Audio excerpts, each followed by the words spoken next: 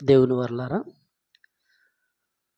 కూడి వచ్చినటువంటి మీ అందరికీ కూడా మన ప్రభు రక్షకుడైనటువంటి క్రీస్తు నామములో నా యొక్క వందనాలు తెలియచేస్తున్నాను.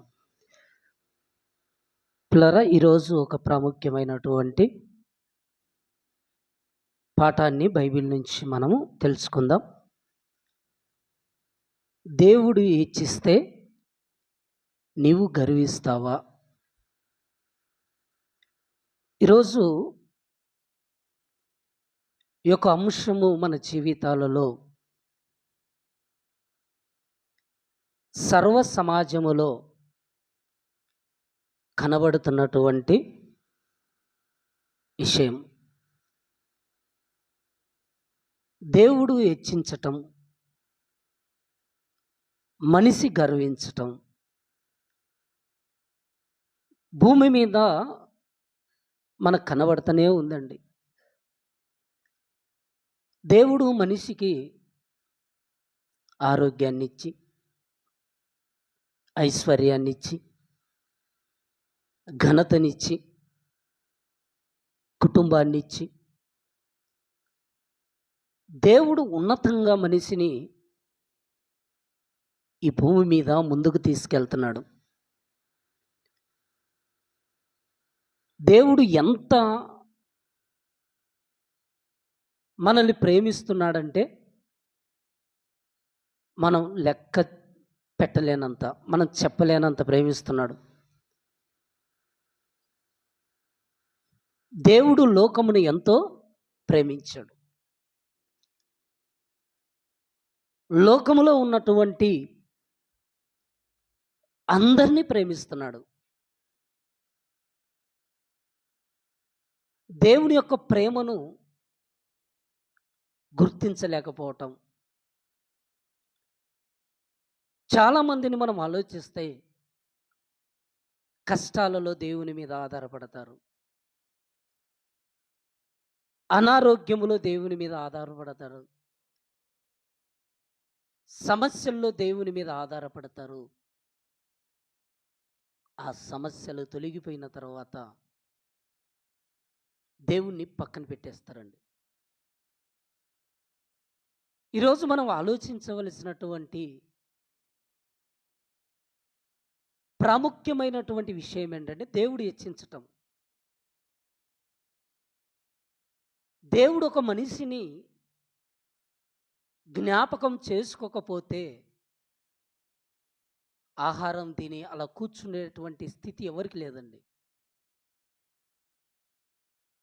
ప్రతి మనిషిని దేవుడు జ్ఞాపకం చేసుకుంటూ, ఎంత జ్ఞాపకం చేసుకుంటున్నాడంటే, నువ్వు ఆరోగ్యంగా ఉండాలి, నువ్వు ఉన్నతమైనటువంటి స్థితిలో ఉండాలి అని దేవుడు మనిషిని ప్రేమించి మనిషికి ఏమి ఇచ్చాడంటే ఆరోగ్యాన్ని ఇచ్చాడండి,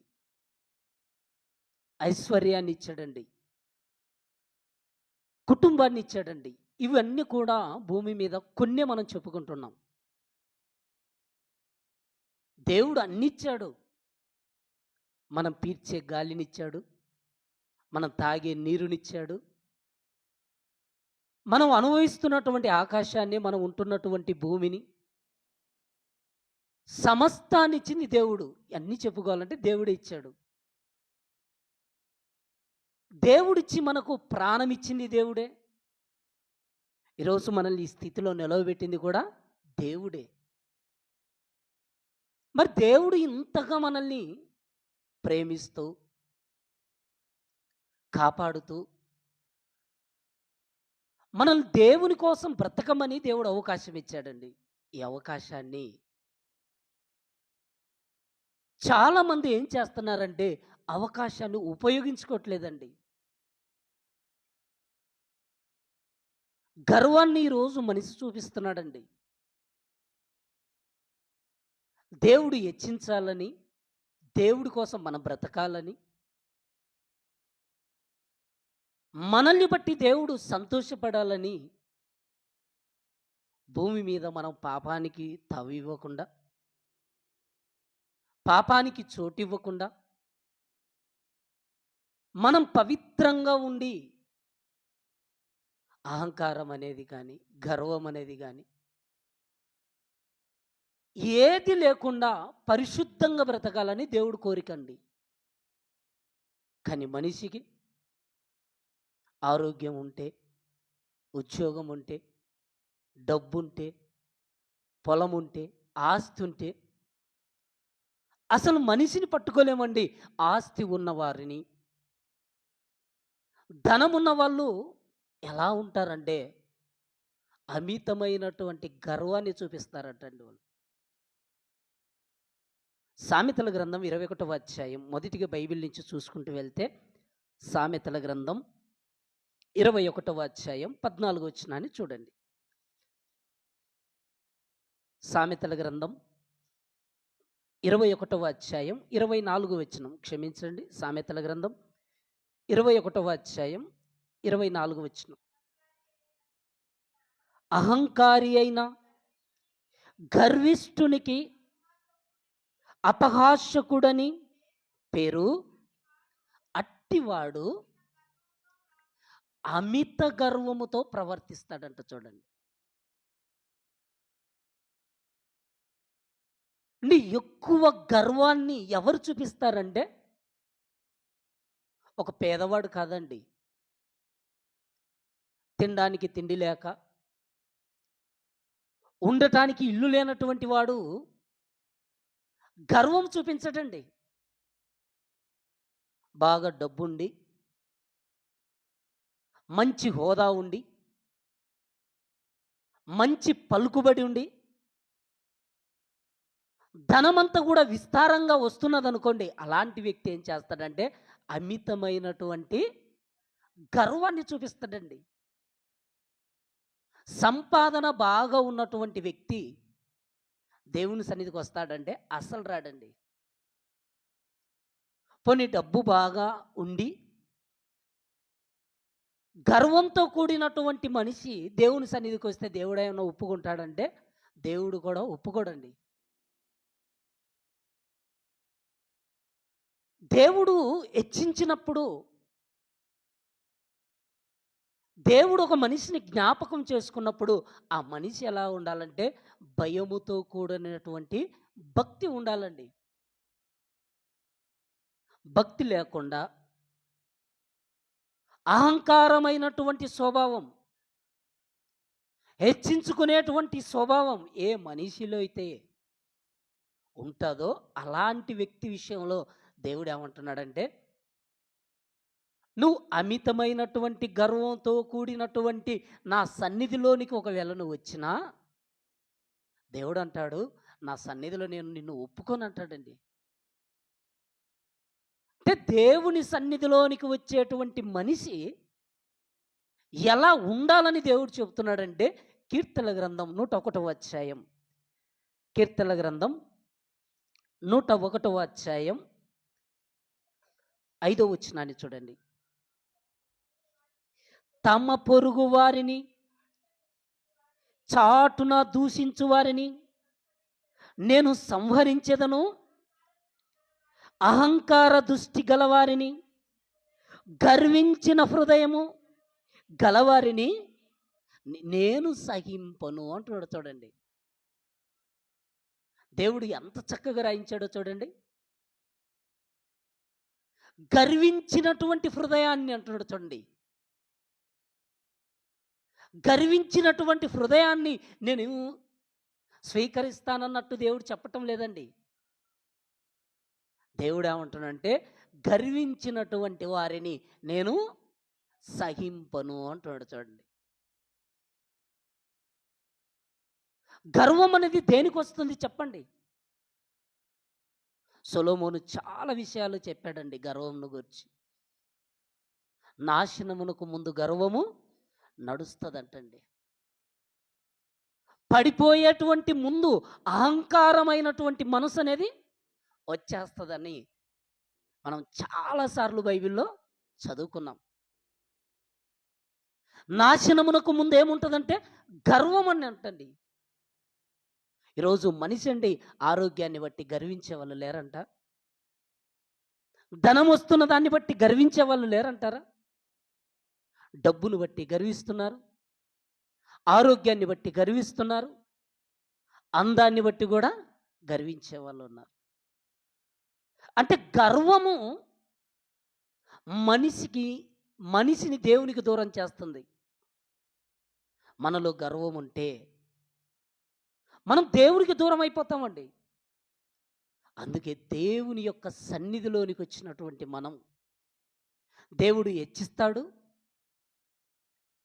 దేవుణ్ణి మనము మర్చిపోకుండా మనం ఉండటానికే ఈరోజు మన పాఠం. అదేంటంటే దేవుడు హెచ్చిస్తే నీవు గర్విస్తావా?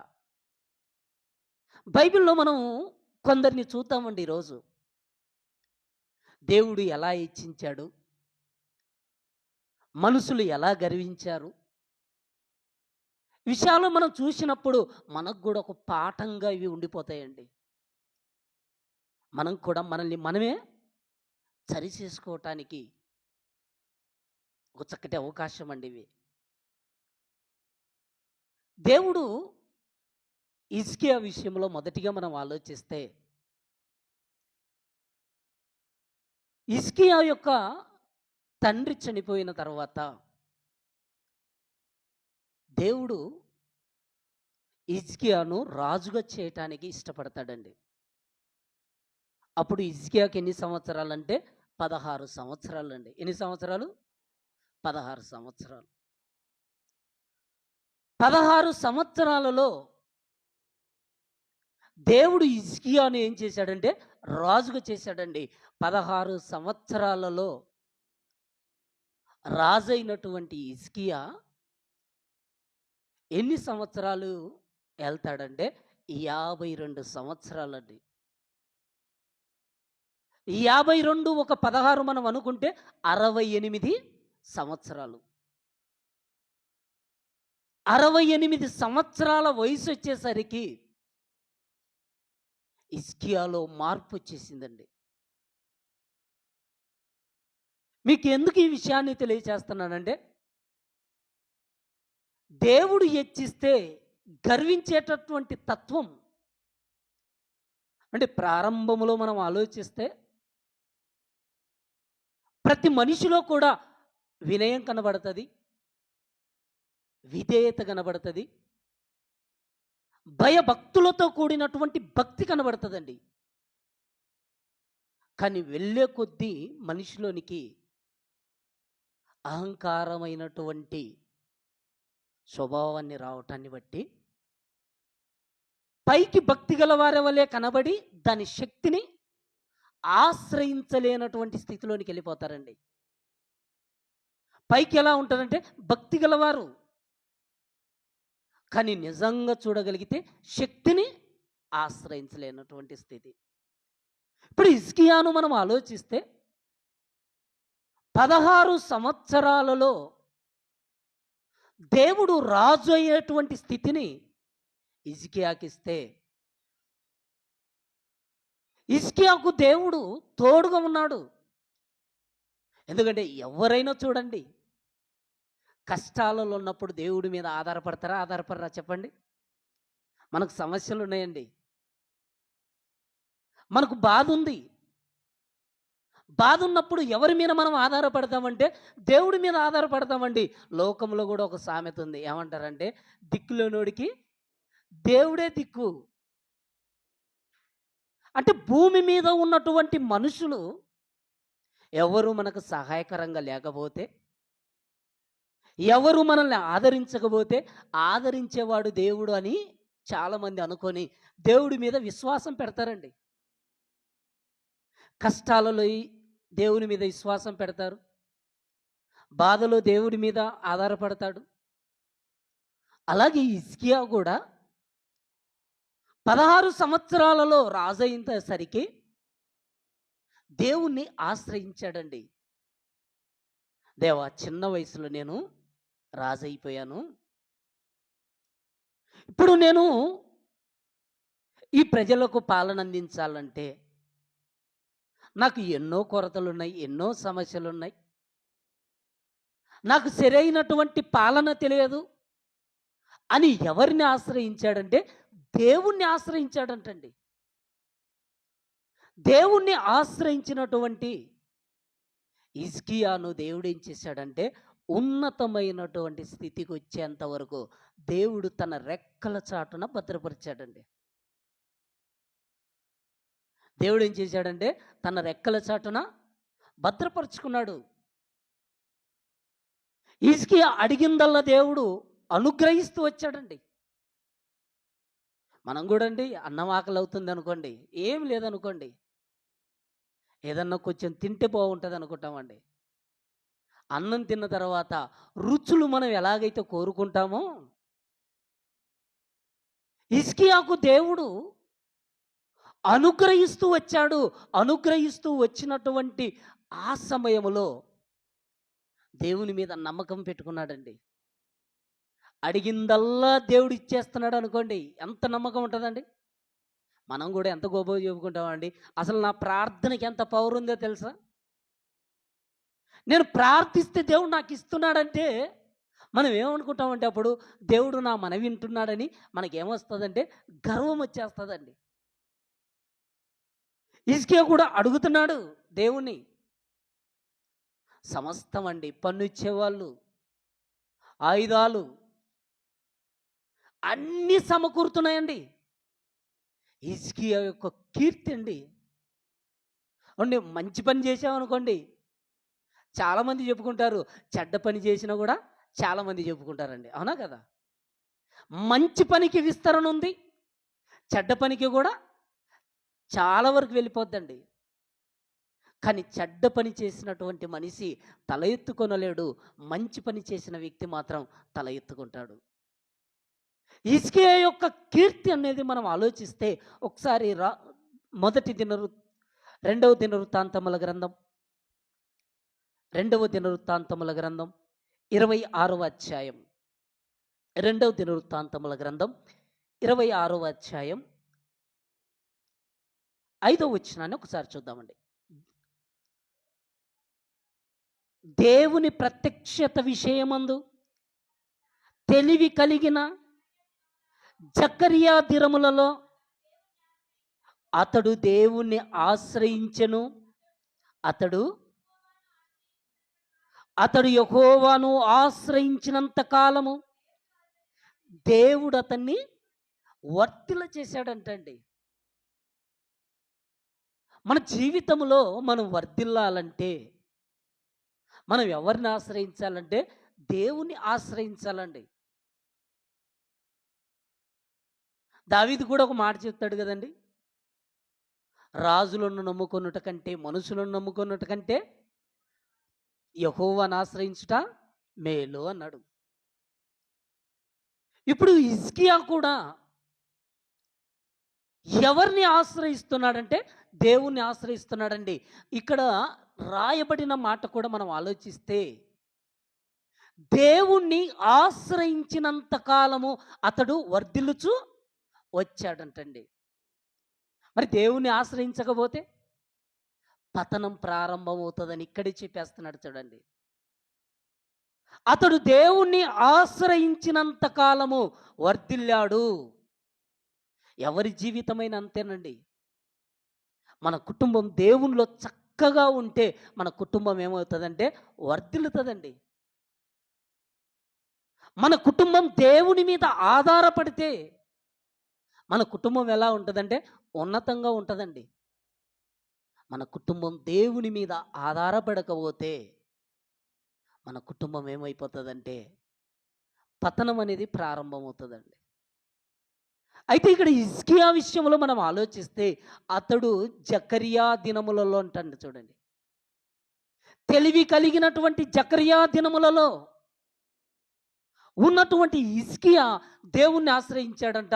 దేవుణ్ణి ఆశ్రయిస్తే దేవుడు హిజ్కియాని ఏం చేశాడంటే వర్ధిల్లింప చేస్తున్నాడంటండి. ఎంత వర్ధిల్లడం అండి. ఈరోజు మనం అండి మనకు కలిగిన దాంట్లో మనం ఎంత అతిశయపడుతుంటాం చెప్పండి. మనకి ఏం లేనప్పుడు దేవుని మీద ఆధారపడుతుంటాం. అన్నీ కలిగిన తర్వాత దేవుడి సన్నిధిలో ప్రార్థించటానికి కూడా మనకు శక్తి లేనటువంటి స్థితిలోనికి మనం వెళ్ళిపోతుంటామండి. దేవుణ్ణి ఆశ్రయించటం అనేది ప్రతి మనిషి జీవితంలో ఉన్నతంగా కనబడుతుంది. ఎందుకంటే కష్టాలు వచ్చినప్పుడు ఆశ్రయిస్తాడు. లేమిలో ఆ దేవుణ్ణి ఆశ్రయిస్తారు. కానీ మేలు జరిగిన తర్వాత దేవుణ్ణి మర్చిపోతారనటానికి హిజ్కియా ప్రత్యక్ష సాక్ష్యం అండి మనకు. దేవుడు తన గ్రంథంలో రాయించాడు. హిజ్కియా దేవుణ్ణి ఆశ్రయించాడు. ఆశ్రయించినప్పుడు దేవుడు ఏం చేశాడో తెలుసా? హిజ్కియా యొక్క కీర్తి దేశమంతట వ్యాపింప చేశాడండి. 8వ వచనాన్ని చూడండి. 8వ వచనం. అమ్మోనీయులు ఉజ్జియాకు పన్నిచ్చువారైరి, అతడు అధికముగా ఫలాభివృద్ధి నొందెను గనుక అతని కీర్తి ఐగుప్తు మార్గ ప్రదేశములన్నిటిలో వ్యాపించిందంట. చూడండి, ఎవరి కీర్తి? హిజ్కియా కీర్తి అంతలక్క వ్యాపించిందంటండి. పేరు అంతలక్క మోగిపోతుంది. ఫలాని వ్యక్తి, ఫలాని రాజు అలా చెప్పగానే యుద్ధానికి కావలసినటువంటి సామాగ్రి అంతా కూడా సిద్ధపరచుకున్నాడండి. అలా సామాగ్రి అంతా కూడా సిద్ధపరచుకున్నటువంటి ఇతడికి ఏమొచ్చిందంటే గర్వం వచ్చేసిందండి. స్థిరపడ్డాడండి. స్థిరపడ్డ తర్వాత మనుషులను పట్టించుకోవటం మర్చిపోతున్నాడండి. ఒక మాటలో చెప్పాలంటే దేవుడు ఎంత సహాయాన్ని హిజ్కియాకు అందించాడంటే చాలా సహాయాన్ని ఇచ్చాడండి. చాలా సహాయాన్ని ఇచ్చినప్పుడు కొన్నిసార్లు మర్చిపోయాడు. మర్చిపోయినటువంటి సమయంలో హిజ్కియాకు మరణకరమైనటువంటి రోగం వచ్చేసిందండి.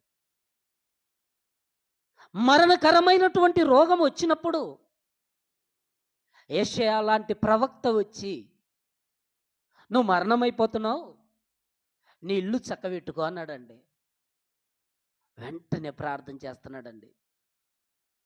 దేవా, నీ సన్నిధిలో నేను ఎంత ఉన్నతంగా నడుచుకున్నానో,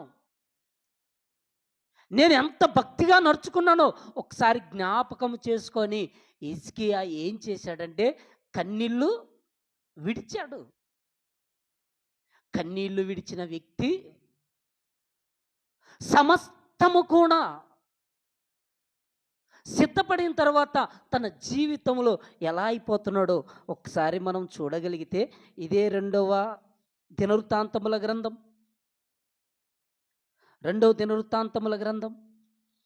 26వ అధ్యాయం 15వ వచనం కాంచి చూద్దామండి. 15వ వచనం. మరియు అతడు అంబులనేమి పెద్ద రాళ్ళనేమి ప్రయోగించుటకై ఉపాయశాలులను కల్పించిన యంత్రములను యెరూషలేములో చేయించి దుర్గములలోను బురుజులలోను ఉంచెను.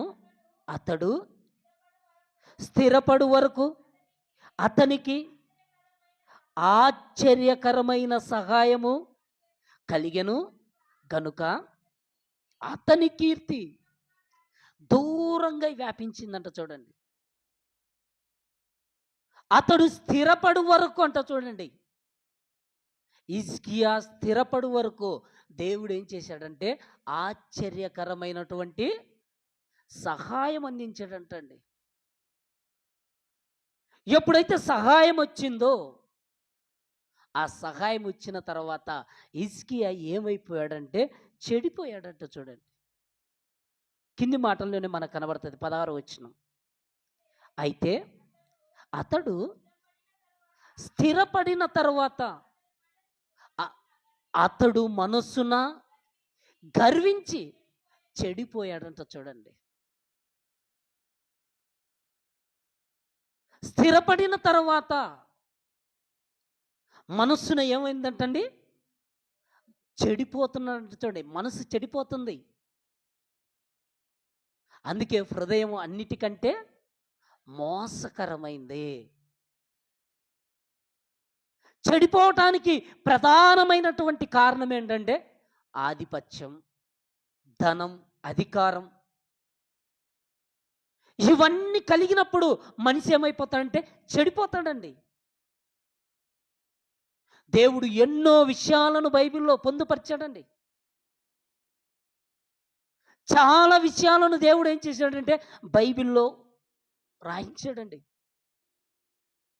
వాటన్నిటిని జ్ఞాపకములు పెట్టుకున్నప్పటికీ కూడా మన జీవితంలో మనం స్థిరపడిన తర్వాత మన మనసున ఏమైపోతున్నాడంటే గర్వించి చెడిపోతున్న వాళ్ళు చాలామంది కనబడుతున్నారు.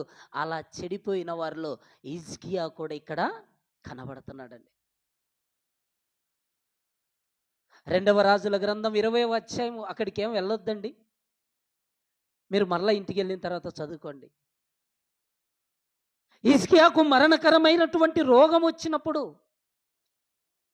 కన్నీళ్లు విడిచాడు, ప్రార్థన చేశాడండి దేవుడికి.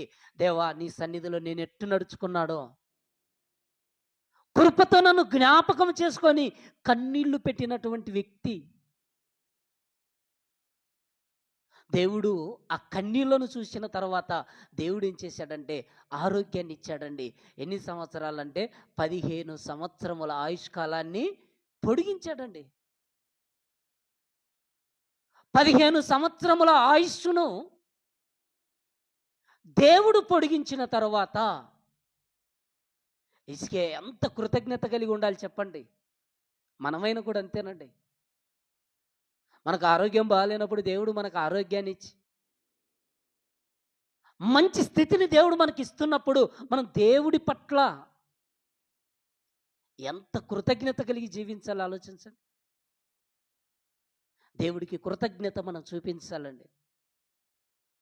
మనకు ఒకటి సంభవించిందంటే ఆ సంభవించిన దాన్ని బట్టి దేవుని ఎడల భయభక్తులు కలిగి ఉండాలండి. మనం దేవుని పట్ల భయభక్తులు కలిగి ఉండవలసినటువంటి మనము ఈరోజు ఆ భయభక్తులు అనేటివి చాలామంది విడిచిపెట్టేస్తున్నారండి. దేవుడేమో మేలు చేస్తూ వెళ్ళిపోతున్నాడు, మనం కూడా దేవుని పట్ల దేవా నాకు మేలు చెయ్యని మనం అడుగుతుంటామండి. హిజ్కియా కూడా మనం ఆలోచిస్తే స్థిరపడిన తర్వాత మనస్సున గర్వించాడంట చూడండి.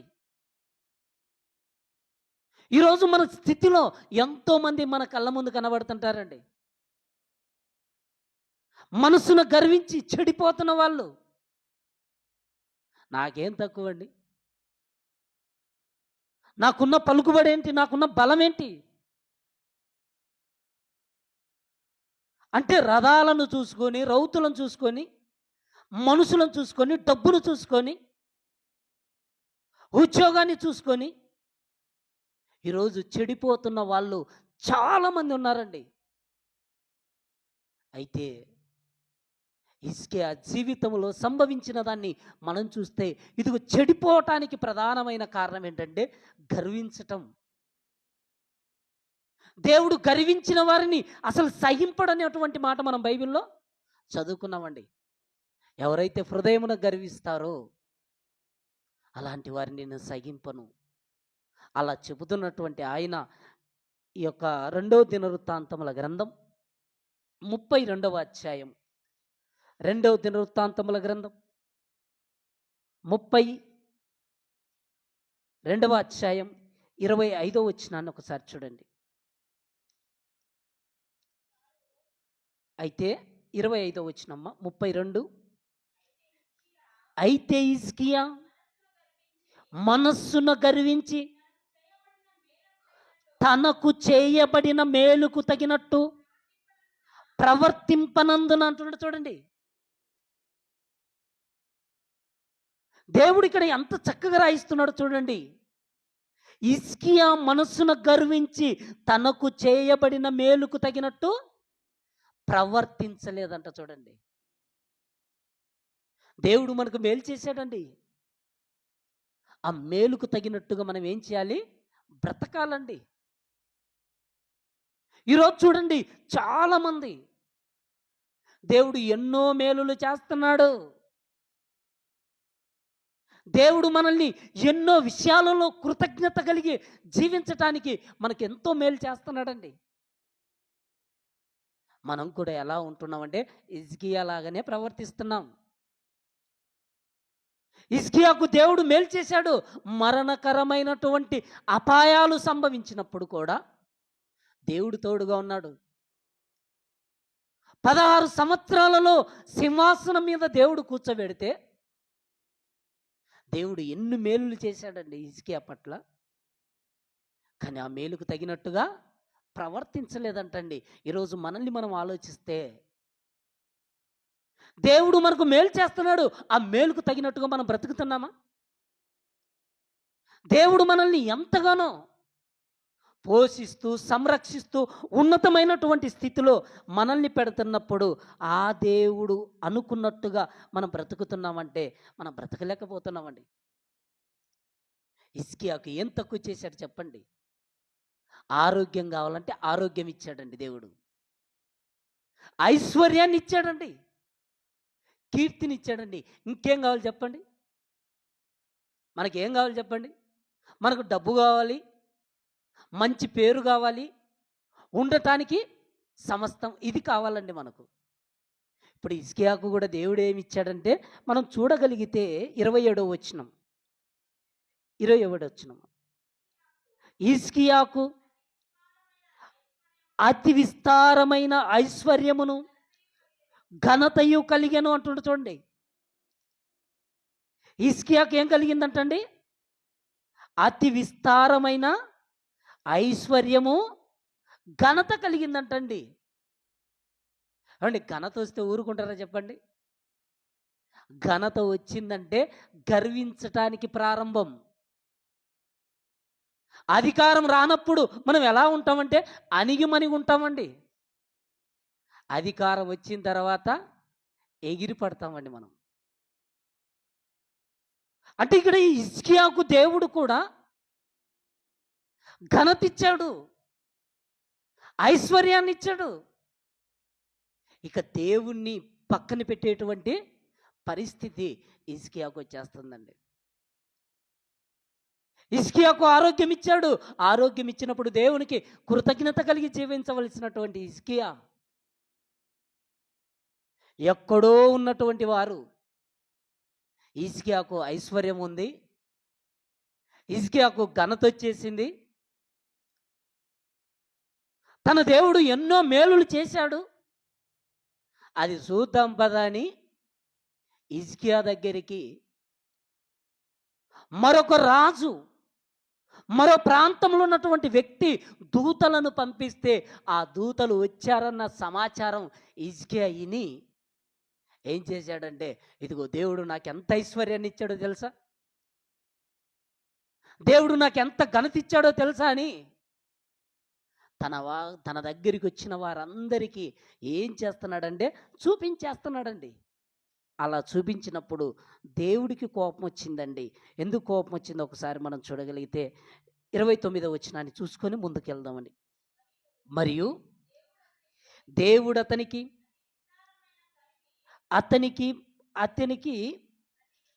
అతి విస్తారమైన కలిమి దయచేసినందున పట్టణములను, విస్తారమైన గొర్రెల మందలను, పశుమందలను అతడు సంపాదించినట్టు చూడండి. విస్తారంగా సంపాదించుకున్నాడండి. ఇదంతా విన్నటువంటి ఒక ఆయన వచ్చి, ఏంటి నీ దేవుడు నీ పట్ల ఇంత మేలు చేశాడంటే ఆ మేలుకు తగినట్టుగా గర్వించటం అనండి. అంటే ఏదైనా మనకు కలిగినప్పుడు ఇదంతా దేవుడి దయ వలనండి అని అనాలండి. మనం చాలా వరకు మనం ఏమంటే నా చేతుల కష్టార్జితం, నేను పడిన కష్టం అంటాడండి. దేవుడే మనకు ఆరోగ్యం ఇవ్వకపోతే, దేవుడే మనకు తెలివిని ఇవ్వకపోతే మనం ఎక్కడ సంపాదించుకోగలమండి? హిజ్కియా కూడా తనకు కలిగినటువంటి ఐశ్వర్యం, తనకున్నటువంటి దాన్ని అంతటిని కూడా వేరే వాళ్ళు వచ్చి చూడాలనుకున్నప్పుడు ఎంత గొప్పగా చెప్పుకుంటున్నాడంటే, ఒకసారి యెషయా గ్రంథంలో చాలా చక్కగా రాయబడిందండి. యెషయా గ్రంథం 39వ అధ్యాయం. యెషయా గ్రంథం 39వ అధ్యాయం 2వ వచనం కాంచి చూద్దామండి. హిజ్కియా దూతలు వచ్చిన మాట విని వారిని లోపలికి రప్పించి తన ఇంటనేమి రాజ్యమందేమి కలిగిన సమస్త వస్తువులలో దేన్ని మరుగు చేయక తన పదార్థములు గల కొట్టును, వెండి బంగారములను, గంధవర్గములను, పరిమళ తైలమును, ఆయుధశాలను, తన పదార్థములలో ఉన్న సమస్తమును వారికి చూపించెను. పిమ్మట ప్రవక్త అయిన యెషయా రాజైన హిజ్కియా యొద్దకు వచ్చి, ఆ మనుషులు ఏమనిరి?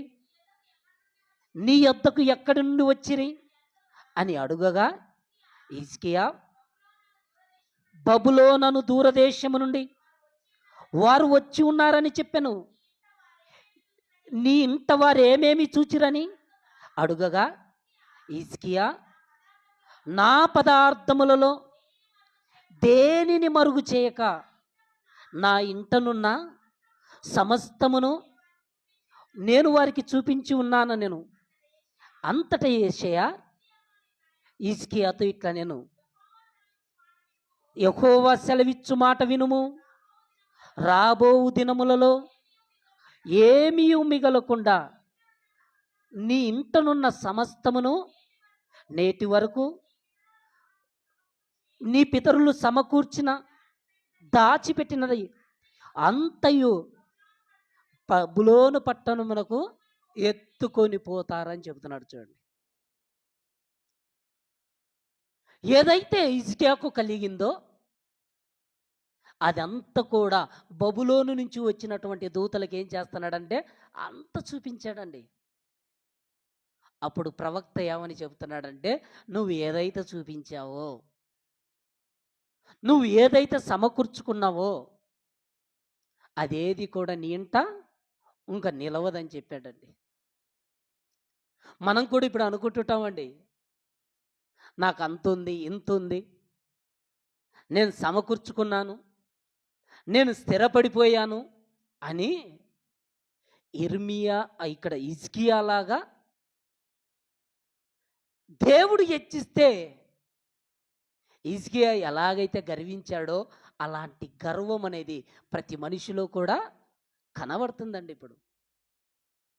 ఎందుకంటే చాలామంది అండి దేవుడిచ్చినటువంటి ఆ ధనమును కానీ, ఉన్నటువంటి వస్తువులను కానీ చూసుకుంటూ చాలామంది మురిసిపోతుంటారండి. అవునా కదా? తన దగ్గర ఉన్నది అప్పుడప్పుడు నెలకొకసారి, 2 నెలలకు ఒకసారి వాటిని తన కళ్ళ ముందు పెట్టేసుకొని చూసేసుకొని మురిసిపోతుంటారండి. అవి మన దగ్గర నుంచి వెళ్ళిపోక ముందే మనం ఏం చేయాలంటే దేవుణ్ణి ఆశ్రయించాలండి. దేవుడు లేకపోతే మనకేది కూడా లేదండి. బబులోను పట్టణానికి వెళ్ళిపోతున్నాయి. నెబుకద్నెజర్ రాజు అండి, బబులోను సామ్రాజ్యానికి రాజు ఆయన. అలాంటి ఆయన కూడా బబులోను పట్టణాన్ని తన యొక్క నగరి మీదకి వెళ్ళిపోయాడు. ఎలా చూస్తున్నాడంటే ఇదంతా కూడా నేను కదా కట్టించిందని తనలో తాను అనుకుంటున్నాడంటండి. నెబుకద్నెజర్ రాజు అండి. ఏదైతే హిజ్కియాకి కూడా చెబుతున్నాడో అంతే ఎత్తుకెళ్ళిపోతారు, తీసుకెళ్ళిపోతారంటే, ఇదిగోండి ధనము మనిషికి వచ్చిందంటే గర్వం ఖచ్చితంగా వచ్చేస్తుందండి. మనిషి స్థిరపడ్డాడు అనుకోండి, ఇంకా పతనం అన్నది అక్కడే ప్రారంభం అవుతుందండి. ఒక అననీయ సఫీరాలను చూడండి, ధనం చేతిలోనికి వచ్చింది, గర్వం వచ్చింది, అబద్ధాలు ఆడేశారు, ఇద్దరి ప్రాణం పోగొట్టేసుకున్నారు.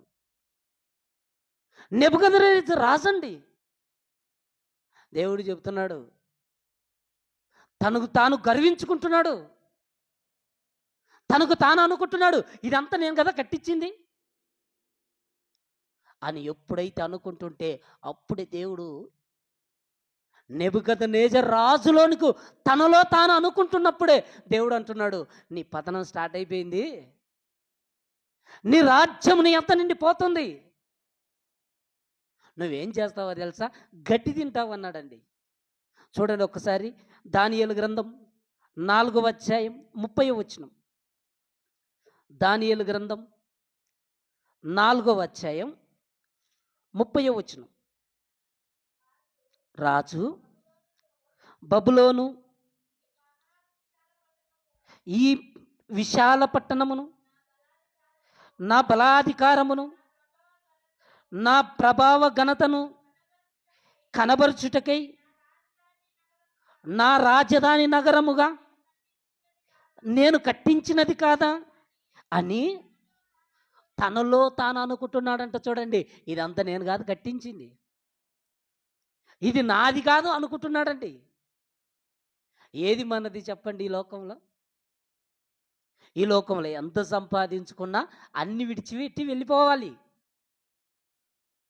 అన్ని విడిచిపెట్టి వెళ్ళవలసినటువంటి ఇతను ఏమనుకుంటున్నాడంటే నాది కాదా అనుకుంటున్నాడండి.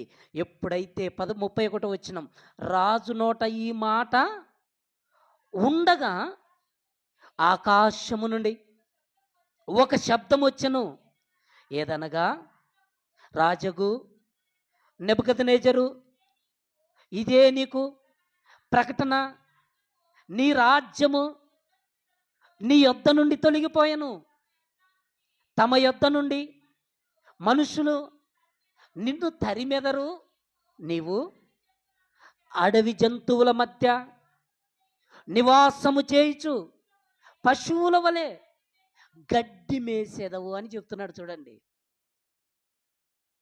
నీ రాజ్యము ఇంకా పోయింది. మనుషులు నిన్నేం చేస్తారంటే తరుముతారంటండి, ఒక కుక్కను తరిమినట్టు తరుముతారు. నువ్వు ఎక్కడికి వెళ్ళిపోతావు అంటే అడవిలోనికి వెళ్ళిపోతావు. అక్కడ ఏం తింటావు అంటే పశువులు తిన్నట్టు నువ్వు గడ్డిని తింటావు, మేస్తావు అని దేవుడు చెప్పాడండి. అక్కడి నుంచి పంపించేశాడండి నెబుకద్నెజరును. తర్వాత నీకు మానవుల బుద్ధి వచ్చిన తర్వాత నువ్వు వస్తావని చెప్తాడండి. ఇలా తండ్రికి సంభవించిందండి.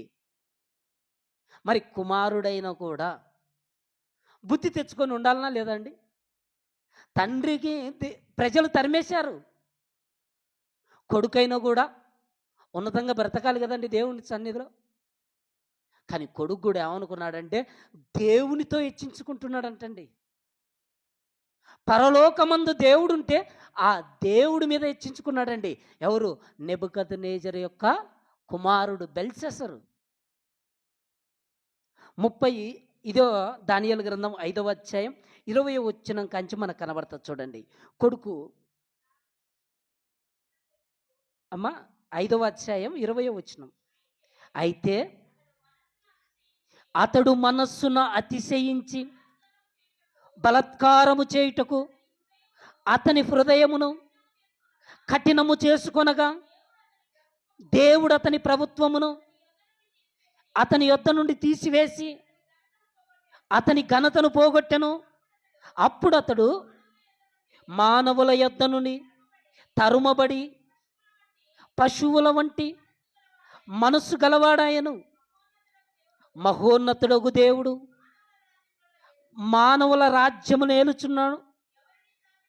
ఎవరిని స్థాపించగోరునో వారిని స్థాపించునని అతడు తెలుసుకొనే వరకు అతడు అడవి గాడిదల మధ్య నివసించుచు పశువులే గడ్డి మేయిచు ఆకాశపు మంచు చేత తడిసిన శరీరము గలవాడెను.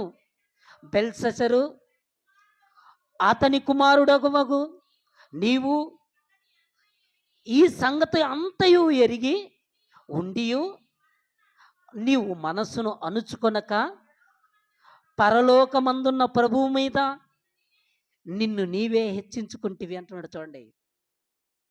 బెల్షస్సర్ ఎవరి మీద హెచ్చించుకున్నాడంటే చూడండి, భూమి మీద ఉన్నటువంటి మనుషుల మీద కాదండి, పరలోకమందున్నటువంటి దేవుడి మీద హెచ్చించుకున్నాడండి. అండి మనిషి తన్ను తాను హెచ్చించుకుంటే మనం ఎన్ని మాటలు వినలేదు చెప్పండి. తన్ను తాను హెచ్చించుకున్నవాడు తగ్గించబడతాడండి. దేవుడేనండి ఒకరిని హెచ్చించాలన్నా ఒకరిని తగ్గించాలన్నా దేవుడేనండి. మనం దేవుని మీద ఆధారపడుతూ ముందుకెళ్ళిపోతున్నామండి. మనుషులు మనల్ని ఎంత తగ్గించాలన్నా వాళ్ళ వల్ల కాదండి, అంతే. దేవుడు మనల్ని హెచ్చించాలనుకోండి, ఎవ్వరు మనల్ని ఆపలేరు. దేవుడు మనల్ని ఆపాడనుకోండి, ఎవ్వరు మనల్ని హెచ్చించలేరు. ఇది మనం జ్ఞాపకం పెట్టుకోవాలండి. దేవుడు మనల్ని హెచ్చిస్తే మనుషులు ఎవరు కూడా మనల్ని ఆపలేరు. దేవుడు మనల్ని ఆపితే ఎవరు కూడా మనల్ని హెచ్చించలేరు. ఇక్కడ బెల్షస్సరు తండ్రికి జరిగిందంతా చూశాడండి. తండ్రికి సంభవించింది చూశాడు. అడవి గాడిదల మధ్య ఉండి, అడవిలో ఒక పశువులాగా ఉన్నటువంటి తండ్రిని చూసినటువంటి బెల్షస్సరు కూడా ఏం చేస్తున్నాడంటే, దేవుడు హెచ్చించాడండి. రాజుగా ఎవరు చేశారు? దేవుడే చేశాడు. కానీ హెచ్చించుకున్నాడు. అప్పుడు ఏం చేశాడంటే దేవుడు తగ్గించేశాడండి. ఇక మరణం అనేది దగ్గర పడేస్తుందండి మన జీవితంలో. ఈరోజు చూడండి, ఒక బెల్షస్సరును చూడండి, ఒక నెబుకద్నెజరు రాజును చూడండి, ఒక హిజ్కియాను చూడండి, ఎంతో మందిని చూడండి. పాత నిబంధనలో ఇశ్రాయేలు ప్రజలు అరణ్య మార్గములో వచ్చినప్పుడు కూడా దేవుడు వారికి ఏం చేశాడంటే అన్ని ఇచ్చాడండి. ఏం తక్కువ చేశాడు చెప్పండి? అరణ్య మార్గములో 40 సంవత్సరాలు ప్రయాణంలో ఉన్నప్పుడు కూడా తినడానికి తిండిని ఆకాశము నుండి మన్నాను కురిపించాడు. వేసుకున్నటువంటి బట్టలు మాసిపోలేదు, చెప్పులు అరిగిపోలేదు, అసలు చెప్పులు తెగిపోలేదు. దేవుడు ఎంత భద్రతను ఇశ్రాయేలు ప్రజలకు ఇచ్చాడంటే, పగలు మేఘస్తంభం, రాత్రి అగ్నిస్తంభం. ఎంత కాపాడాడండి. వాళ్ళు అడిగినప్పుడల్లా మాకు మాంసం కావాలంటే ఆకాశము నుండి పూరేళ్ళను రప్పించి మాంసాన్ని వాళ్ళ పళ్ళ సందుల్లో మిగిలిపోయేంతగా ఇచ్చాడండి. వారి గుడారముల యొక్క ఇంతెత్తున పూరేళ్ళు వచ్చి పడిపోయాయి. కావలసినంత మాంసాన్ని దేవుడు వారికి అందించాడండి. ఇప్పుడు మనిషి పతనం ఎక్కడ ప్రారంభమవుతుందంటే, బైబిల్లో మనం ఆలోచిస్తే హిజ్కియాకు ఘనత వచ్చింది, ఐశ్వర్యం వచ్చింది, సమస్తాన్ని ఇచ్చిన తర్వాత గర్వించేశాడు. ఎందుకంటే మనసులో గర్వించాడు. అపవాది కూడా మనసున గర్వించింది. ఆదోనియా కూడా మనసున గర్వించి నేను సొలొమోను కంటే ముందుగా రాజు అయిపోవాలని గర్వించాడు. ఇలా గర్వించిన ప్రతి ఒక్కరి పతనం అన్నది ప్రారంభమైపోతుంది. కానీ ఇశ్రాయేలు ప్రజలను మనం ఆలోచిస్తే, తిన్న తర్వాత తృప్తి పడిన తర్వాత మర్చిపోయేటువంటి స్వభావం మనుషులది ఆనాటి నుంచి ఈనాటి వరకు ఉందండి. మనకు ఆకలి అవుతుంది అనుకోండి, ఎవరొకరు ఏదో ఒకటి పెడితే తింటే సరిపోద్దిలే అనుకుంటారండి. పుష్కలంగా పెట్టారనుకోండి, ఆ పెట్టిందంతా మనం తిన్నామండి. తిన్న తర్వాత ఏం చేస్తామంటే పెట్టిన వాళ్ళను మర్చిపోతామండి మనం. ఇప్పుడు మనం అనుకోండి, మనకు ప్రారంభంలో పెట్టిన వాళ్ళు ఇప్పుడు మనం ఏం చేస్తుంటామంటే వాళ్ళను మర్చిపోతుంటామండి. ఇశ్రాయేలు ప్రజలు కూడా అలాగే మర్చిపోయారండి. దేవుడు పోషించాడు, దేవుడు సమస్తాన్ని ఇచ్చాడు. కానీ ఆ దేవుడిని ఏం చేశారంటే, వారు తిన్న తర్వాత తృప్తి పడిన తర్వాత దేవుణ్ణి మర్చిపోయారండి. ఈరోజు మన జీవితంలో కూడా దేవుణ్ణి మర్చిపోకూడదని హోషేయ గ్రంథం 13వ అధ్యాయం 6వ వచనంలో చూస్తే కనబడుతుంది చూడండి. హోషేయ గ్రంథం, తరువాత వారికి అమ్మా, తరువాత వారికి మేత దొరకగా వారు తిని తృప్తి పొందిరి. తృప్తి పొంది గర్వించి నన్ను మరిచిరి అంటాడు. చూడండి, దేవుడు ఎంత బాధపడుతున్నాడు చూడండి. వారికి ఏం దొరికిందంటండి? మేత అంటండి, అంటే ఆహారం. అండ్ ఈరోజు మనకు తినడానికి లేనప్పుడు దేవుడి మీద ఆధారపడుతుంటామండి. చాలామందిని మనం చూస్తుంటే ఎంతోమంది అండి ఉండటానికి ఇల్లు లేక చెట్ల కింద ఉండేవాళ్ళు ఉంటారండి. ఎంతోమంది రైల్వే స్టేషన్ ప్లాట్ఫారం మీద ఉండేవాళ్ళు ఉన్నారండి. ఎంతోమంది బస్ స్టాండ్లలో ఉండేవాళ్ళు ఉన్నారండి. చాలామందిని మనం చూస్తే ఎక్కడో పాడుబడ్డ స్థలాల దగ్గర చిన్న గుడిసెలు వేసుకొని టెంటు కట్టుకొని ఉంటారండి. అలాంటి వారిని దేవుడు ఒకవేళ జ్ఞాపకం చేసుకొని ఉన్నతమైనటువంటి స్థితిని ఇచ్చిన తర్వాత దేవుడిని జ్ఞాపకంలో పెట్టుకుంటారంటే ఆ స్థితి అంతా కూడా మర్చిపోతుంటారండి.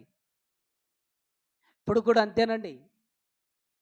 దేవుడు పెంట కుప్పల మీద నుండి బీదలను లేవనెత్తితే ఆ దేవుని సన్నిధిలో ఉన్నతంగా ఉండవలసినటువంటి మనుషులు ఏం చేశారంటే వారికి కీర్తి రాగానే, హోదా రాగానే, స్థితి మారిపోగానే మనిషి వెంటనే ఏమవుతుందంటే గర్వం వచ్చేస్తుందండి. ఆ గర్వం రాగానే ఇక దేవుణ్ణి పక్కన పెట్టేస్తున్నారు. ఇక్కడ ఇశ్రాయేలు ప్రజల పరిస్థితి కూడా అదేనండి. వారికి మేత దొరకగా వారు బాగా తిని తృప్తి పొంది గర్వించి దేవుణ్ణి మర్చిపోయారంట. చూడండి, మనం ఎప్పుడు కూడా అండి మన చేతిలోనికి ఆహారం వస్తుందంటే, మన నోట్లోనికి ఆహారం వెళ్తుందంటే ఇది దేవుడి దయ వలన నాకు వచ్చేస్తుంది, దేవుడు నాకు ఆహారాన్ని ఇస్తున్నాడు. ఇది మన జ్ఞాపకంలో పెట్టుకోవాలండి. ఎంతోమంది అండి ఈరోజు ప్రమాదాలలో వెళ్ళిపోతున్నారు, మరణంలోనికి వెళ్ళిపోతున్నారు. ఏదో క్షేమంగా ఉన్నాం కదా అని మంచి మంచి హోదాలను పెట్టుకున్నటువంటి వాళ్ళు కూడా మరణంతో ఈ లోకాన్ని విడిచి వెళ్ళిపోతున్నారు. కంటే వారికంటే మనమేమీ పెద్ద శ్రేష్ఠులం కాదండి. కానీ మనం గర్వించకూడదు, మనం ఎక్కడ కూడా అతిశయపడకూడదు. ఈరోజు చాలామంది ఎలా అతిశయపడుతున్నారంటే దేవుడు హెచ్చిస్తున్నాడు, దేవుడు నాకు ఈ స్థితిని ఇచ్చాడన్నది మర్చిపోతున్నామండి. అందుకే మనం దేవుని సన్నిధికి రావాలి. దేవుని సన్నిధిలో ఏమడగాలంటే యాకోబు పత్రికలో ఒక మాట ఉంది చూడండి. యాకోబు పత్రిక 4వ అధ్యాయం, యాకోబు పత్రిక 4వ అధ్యాయం 10వ వచనం. ప్రభువు దృష్టికి మిమ్మును మీరు తగ్గించుకొనుడి, అప్పుడు ఆయన మిమ్మును హెచ్చించును అంటున్నాడు. చూడండి, ప్రభు దృష్టికి మనం ఏం చేయాలంటే మనల్ని మనమే తగ్గించుకోవాలంటండి. ఈరోజు తగ్గించుకునే వాళ్ళు ఉన్నారంటారా చెప్పండి? ప్రభు దృష్టికి తగ్గించుకునే వాళ్ళు లేరండి. మనుషులు హెచ్చించుకుంటున్నారు, కానీ దేవుడు మాత్రం ఇక్కడ చెబుతున్నాడు మిమ్మును మీరు ప్రభు దృష్టికి తగ్గించుకోండి అంటున్నాడండి. మనం తగ్గించుకోవాలి. మనం ఎప్పుడైతే తగ్గించుకుంటే దేవుడు మనల్ని ఏం చేస్తాడంటే హెచ్చిస్తాడు. దేవుడు హెచ్చించిన తర్వాత మరలా మనం హిజ్కియాలాగా గర్వించి చెడిపోకూడదండి. మనం ఎప్పుడు కూడా దేవుడిచ్చిన దానికి కృతజ్ఞత కలిగి మనం జీవించాలి. దేవుడు చూస్తున్నాడు, ప్రతి ఒక్కరిని చూస్తున్నాడండి. ఎవరిని హెచ్చించాలి, ఎవరిని తగ్గించాలని దేవుడు చూస్తున్నాడు. అది ఒకరిని తగ్గించాలన్నా ఒకరిని హెచ్చించాలన్నా దేవుడే. మన కళ్ళ ముందు మనం దేవుని మాట వింటే, మనం దేవుడికి లోబడితే దేవుడు మనల్ని ఏం చేస్తాడంటే హెచ్చిస్తాడండి, మనల్ని హెచ్చిస్తాడు. ఎందుకంటే మనం దేవుడి పట్ల నమ్మకంగా ఉన్నప్పుడు మాత్రమే. అది మరలా గర్విస్తే మాత్రం దేవుడు మరలా మనల్ని ఏం చేస్తాడంటే నిర్మూలన చేసేస్తాడు. మనం బ్రతికుండగానే మన కళ్ళ ముందు ఎందరినో హెచ్చిస్తున్నాడు, ఎందరినో నిర్మూలన చేస్తున్నాడు, నాశనం చేస్తున్నాడు. ఒకసారి కీర్తనల గ్రంథం 37వ అధ్యాయం, కీర్తనల గ్రంథం 37వ అధ్యాయం 34 చూడండి. కీర్తనల గ్రంథం. యెహోవా కొరకు కనిపెట్టుకొని ఉండుము, ఆయన మార్గమును అనుసరించుము. భూమిని స్వతంత్రించుకొనున్నట్లు ఆయన నిన్ను హెచ్చించును. భక్తిహీనులు నిర్మూలము కాగా నువ్వు చూచెదవు అంటున్నాడు. చూడండి, భూమిని స్వతంత్రించుకున్నట్లు దేవుడు ఏం చేస్తాడంటే హెచ్చిస్తాడు. కానీ భక్తిహీనులను కూడా నీ కళ్ళ ముందే ఏం చేస్తాడంటే నిర్మూలం, తుడిచేస్తాడు అంటున్నాడు. చూడండి, మనం దేవుడి సన్నిధిలో ఉన్నప్పుడు మనల్ని మనమే హెచ్చించుకోకూడదండి. మనం భూమి మీద దేవుడిచ్చిన దానికి కృతజ్ఞత కలిగి మనం జీవించాలి. ఎవరైతే హెచ్చించుకుంటారో, ఇది నాది నాది అని ఎవరైతే హెచ్చించుకుంటారో అలాంటి వాడు ఏమవుతాడంటే తగ్గించబడతాడని లూకాసు వార్తలో రాయబడింది. చూడండి, లూకాసు వార్త 14వ అధ్యాయం 11వ వచనం. లూకాసు వార్త 14వ అధ్యాయం తన్ను తాను హెచ్చించుకొని ప్రతివాడును తగ్గింపబడును అంటున్నాడు. చూడండి, తన్ను తాను హెచ్చించుకొని ప్రతివాడును తగ్గింపబడును, తన్ను తాను తగ్గించుకొని వాడు హెచ్చింపబడును అంటున్నాడు. చూడండి, అది ఎవరైనా సరేనండి, అది నేనైనా మనమే ఎవరమైనా మనల్ని మనం హెచ్చించుకున్నాం అనుకోండి, దేవుడు ఏం చేస్తాడంటే తగ్గించేస్తాడండి మనల్ని. అంటే దేవుడు హెచ్చిస్తే మనం అసలు గర్వించటానికి అవకాశం లేదండి. ఇది దేవుడి దయ వలనండి. ఈరోజు నేను ఈ స్థితిలో ఉన్నానంటే అది దేవుడికి మహిమండి అని మనం ఎప్పుడు కూడా దేవుణ్ణి ముందు పెట్టుకోవాలండి. దేవుడి మీద మనం ఆధారపడి జీవించటానికి ఈ మాటలు దేవుడు చెప్తున్నాడండి. ఎందుకంటే దేవుడు హెచ్చించకపోతే మనం ఈ స్థితిలో ఉండేవాళ్ళం కాదండి. దేవుడు తోడు లేకపోతే మనం ఈ రోజుటికి కూడా ప్రాణంతో ఉండేవాళ్ళం కాదండి. ఎంతోమంది మరణంతో వెళ్ళిపోతున్నారు, కానీ మనం మాత్రం సజీవ లెక్కలో ఈరోజు మనం ఉండగలుగుతున్నామంటే అది దేవుడి యొక్క కృప, దేవుని యొక్క దయ. దేవుని యొక్క దయా దాక్షిణ్యాలతో బ్రతుకుతున్నటువంటి మనము దేవుడిచ్చిన దాన్ని బట్టి మనం అతిశయించవలసినటువంటి అవసరత లేదు, మనం గర్వించాల్సినటువంటి అవసరత లేదు. ఎందుకంటే మనం ఎప్పుడైతే ఎక్కువగా గర్విస్తామో, ఈరోజు చూడండి, చాలామంది ఆస్తి ఉందనుకోండి, ఉద్యోగం ఉందనుకోండి, మంచి పలుకుబడి ఉందనుకోండి, మంచి బలం ఉంది అనుకోండి, ఆ మనిషి ఎంత అతిశయపడతాడండి, ఎంత హెచ్చించుకుంటాడండి. ఒక పేదవాడు ఉన్నాడు అనుకోండి, ఎవ్వరు సపోర్ట్ లేదనుకోండి, అతడు ఎలా ఉంటాడంటే సైలెంట్ ఉండిపోతాడండి. అవునా కదా? నాకెవ్వరు లేరండి, దిక్కుముక్కు లేరు, నాకెవ్వరు సపోర్ట్ లేదని అనుకుంటానండి. అదే ఒక స్థితిలో ఉన్నటువంటి వ్యక్తి ఎంత హెచ్చించుకుంటాడో తెలుసా అండి? బైబిల్లో రాయబడిందండి. దానియేలు గ్రంథంలోనే, దానియేలు గ్రంథం 11వ అధ్యాయం, దానియేలు గ్రంథం 11వ అధ్యాయం 37వ వచనాన్ని చూడండి. దానియేలు గ్రంథం, అతడు అందరికంటే ఎక్కువగా తన్ను తాను హెచ్చించుకొనును గనుక అంటున్నాడు. చూడండి, అతడు అందరికంటే ఎక్కువగా తన్ను తాను హెచ్చించుకుంటాడంట. చూడండి అండి, ఈరోజు భూమి మీద చూడండి, ఒక 10 ఉంది అనుకోండి, హెచ్చించుకుంటాడండి. డబ్బు ఉంది అనుకోండి, హెచ్చించుకుంటాడండి. ఒక స్థితిలో ఉన్నాడు అనుకోండి, హెచ్చించుకుంటాడండి.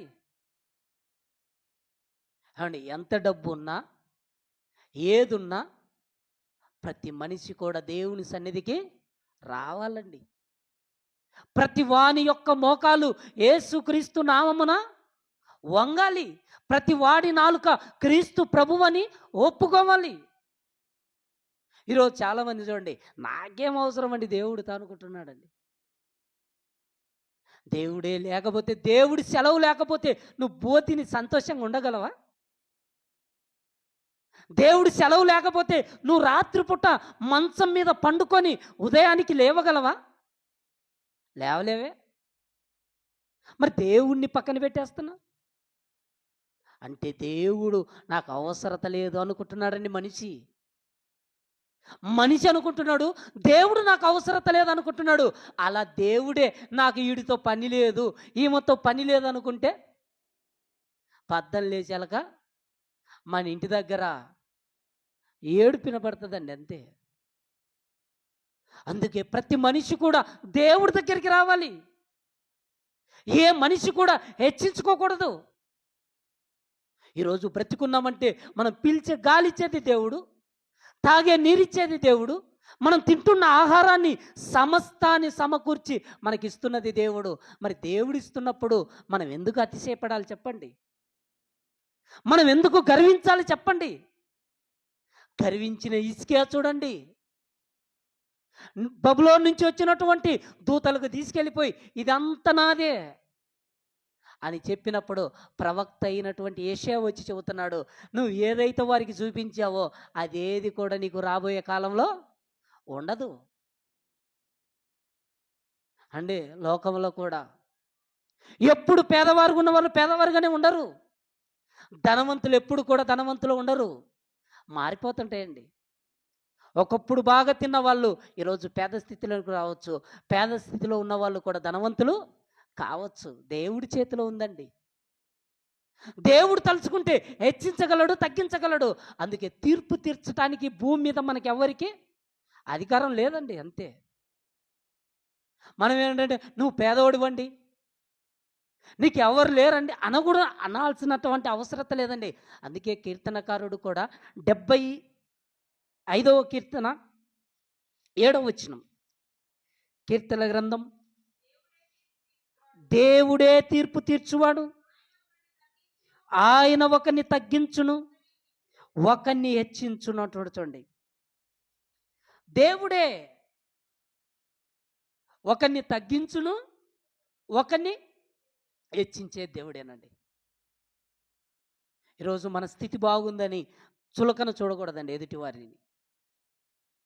ఆ స్థితి మనకు రావచ్చేమో, మనం ఎవరినైతే ఎగతాళి చేస్తామో అదే స్థితి మనకు దేవుడు ఇవ్వచ్చు. అందుకే మనం ఏ స్థితిలో కలిగి ఉన్నా ఆ స్థితిలోనే సంతృప్తి కలిగి మనము జీవించటానికి ఇష్టపడాలండి. మనం దేవునికి కృతజ్ఞత కలిగి జీవించాలి. ఈరోజు మనం తింటున్నామా? మనం తింటున్నప్పుడు తిండి లేనటువంటి వారి గురించి ఆలోచించడానికి దేవుడు కూడా వారికి ఇవ్వాలన్నటువంటి ఆలోచన మనం కలిగి ఉండాలండి. నాకేంటండి, దేవుడు నన్ను హెచ్చించాడు, ఇంకా నాకేం తక్కువ అనుకోకూడదండి. ఒకవేళ నాకేంటండి ఇన్ని కష్టాలు, ఇన్ని బాధలు, నేను దేవుడు నన్ను పట్టించుకోవట్లేదేమో అని మనం అనుకోకూడదండి. కానీ దేవుడు ప్రతి ఒక్కరిని కూడా తగిన సమయం కోసం వెయిట్ చేస్తున్నాడు, చూస్తున్నాడండి. మనల్ని ఎప్పుడు హెచ్చించాలో దేవుడికి తెలుసు, మనము ఎప్పుడు మనల్ని గర్విస్తే తగ్గించాలో దేవుడికి తెలుసు. ఆ దేవుడి సన్నిధిలో మనం ఎలా ఉండాలంటే దీన మనస్కులుగా మనం ఉండాలండి. తగిన సమయమందు మనల్ని ఏం చేస్తాడంటే దేవుడు హెచ్చిస్తాడండి. పలానా వారికి ఇచ్చాడండి, నాకు ఇవ్వలేదండి, పలానా వారికి అది ఉందండి, నాకు లేదండి అనుకోవాల్సిన అవసరత లేదండి. తగిన సమయంలో దేవుడు మనకు ఇస్తాడు. మనకి ఏది అవసరం అది ఇస్తాడు, అందేనండి. మనకు అవసరం లేనిది దేవుడు ఇవ్వడు. మనకు అవసరమైతే, అది మనకు ఉపయోగకరమైతే దేవుడు ఖచ్చితంగా మనకు ఇవ్వటానికి సిద్ధంగా ఉన్నాడు.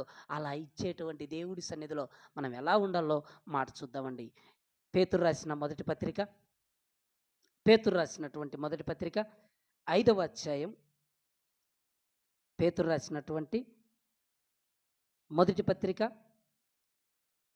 5వ అధ్యాయం 6వ వచనం, దేవుడు తగిన సమయమందు మిమ్మును హెచ్చించున్నట్లు ఆయన బలిష్టమైన చేతి కింద దీన మనస్కులై ఉండు అంటున్నాడు. చూడండి, దేవుడు తగిన సమయమందు మనల్ని హెచ్చిస్తాడండి. ఆ ఇచ్చించేటువంటి సమయం వరకు మనం ఎలా ఉండాలంటే ఆయన చేతి కింద దీన మనస్కులుగా ఉండాలండి. ఆయన సన్నిధిలోనికి వచ్చినటువంటి మనం దేవుడండి కీర్తినిచ్చాడండి. ఒక దావీదుకు కీర్తినిచ్చాడు, ఒక యెహోషువకు కీర్తినిచ్చాడు, ఒక హిజ్కియాకు కీర్తినిచ్చాడు. కీర్తిని కాపాడుకున్న వాళ్ళు కొందరైతే ఆ కీర్తిని పోగొట్టుకున్న వాళ్ళు మరి కొందరు. మరి ఇప్పుడు మన కీర్తి లేకపోవచ్చు, మనం కీర్తనీయుడైనటువంటి దేవుని సన్నిధిలోనికి వచ్చాము గనక ఆ దేవునికి కీర్తించటానికి, ఆ దేవుణ్ణి ఆరాధించటానికి, ఆ దేవుణ్ణి ఘనపరచటానికి, ఆ దేవుణ్ణి మహిమపరచటానికి ఆయన సన్నిధిలోనికి వచ్చాం గనక ఒక్కసారిగా మనం జ్ఞాపకం చేసుకోవాలండి. మనం ఉన్నటువంటి స్థితిలో దేవుడు మనల్ని ఉంచాడు గనక మనల్ని హెచ్చించేటువంటి సమయం వరకు మనం ఎలా ఉండాలంటే దీన మనస్కులుగా మనం ఉండాలి. దేవుడు ఏ ఒక్కరిని కూడా విడిచిపెట్టేవాడు కాదండి. మనం ఏమనుకుంటామంటే దేవుడు నాకు మేలు చేసి ఉంటేనండి దేవుని సన్నిధిలో నేను బాగా కీర్తించేదాన్ని, నేను దేవుని ఆరాధించే, దేవుడు నాకు ఏ మేలు చేశాడండి అందుకే నేను కీర్తించలేకపోతున్నాను. కానీ దేవుడి గురించి రాయబడిన మాట మనం చూస్తే కీర్తనల గ్రంథం 47వ అధ్యాయం 6వ వచనాన్ని ఒకసారి చూడండి. చివరికి మాట చూసుకొని ముగించుకుందామండి. కీర్తనల గ్రంథం 47వ అధ్యాయం 6వ వచనం, దేవుణ్ణి కీర్తించుడి, మన రాజును కీర్తించుడి. దేవుడు సర్వభూమికి రాజయ్యున్నాడు అంటున్నాడు. చూడండి, మనం దేవుని సన్నిధిలోనికి వచ్చాం. దేవుణ్ణి కీర్తించుడి, మన రాజును కీర్తించుడి అంటున్నాడంటే మనం దేవుని సన్నిధికి ఎందుకు వస్తున్నామంటే దేవుణ్ణి కీర్తించడానికి కాదు, దేవుణ్ణి ఆరాధించడానికి కాదు, మనకు కీర్తి కావాలన్నట్టుగా మనం వచ్చేటువంటి స్థితిలో ఉండిపోతున్నామండి. కనుక దేవుని పిల్లలముగా మనకు దేవుడు ఏం చేస్తున్నాడంటే దేవుడు హెచ్చిస్తే మనిషిగా మనము గర్వించకూడదు. మనకు కలిగిన దాంట్లో మనం ఎలా ఉండాలంటే సంతృప్తి కలిగి జీవించాలి. అలా జీవించినప్పుడు దేవుడు మనల్ని ఉన్నతమైన స్థితిలో తీసుకెళ్ళిపోతాడండి. దేవుడు ఏ క్షణం మనల్ని లేవనెత్తొచ్చండి.